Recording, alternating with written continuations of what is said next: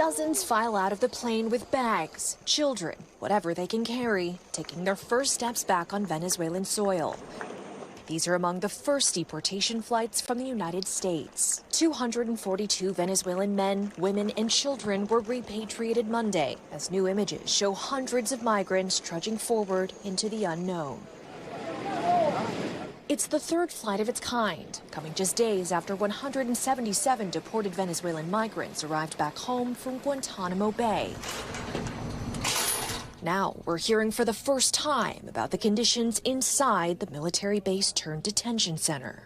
De verdad que no pienso volver a salir de mi país porque quedé de verdad traumatizado con todo lo que pasé. In an interview with our partner Telemundo, Kevin Rodriguez says he was detained in Guantanamo for 14 days.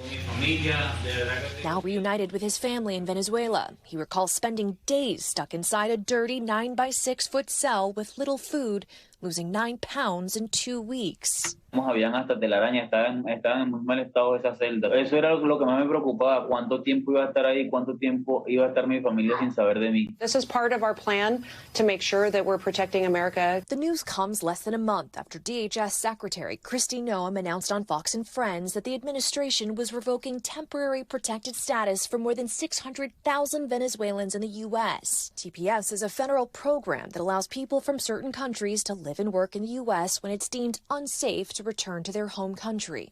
Nos sentimos traicionados, nos sentimos burlados y usados. The move sparking outrage and shock across Venezuelan communities in the U.S. I'm talking about CEOs and business owners, and I'm talking about artists and athletes. It's across all sectors. Michelle Canero is an immigration attorney in heavily Venezuelan South Florida. And as a Venezuelan herself, she says it's personal. This is directly affecting the majority of my clients. It's affecting my family, my friends, my neighbors. Roughly 40% of residents in Doral, just outside Miami, are Venezuelan. And President Trump's November victory in Miami-Dade marked the first time a Republican candidate won the Hispanic county since 1988. Their communities rallied behind this administration, whether or not they voted for him. I think there was wide support from the majority of my clients who now find themselves facing deportation. They're feeling a little bit of shock. They didn't think that that's what this administration was looking for, was deporting people like them.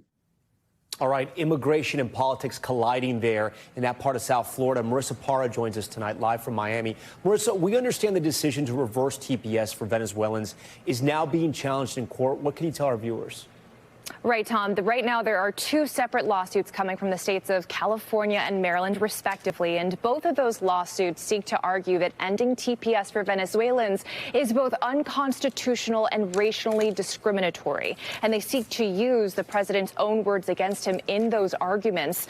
But while this is being challenged in court, immigration lawyers like the one we spoke to admitted that with the conservative Supreme Court makeup, this is a very steep uphill battle, Tom. All right, Marissa Parra for us. Marissa, we thank you for that. Thanks for watching. Stay updated about breaking news and top stories on the NBC News app or follow us on social media.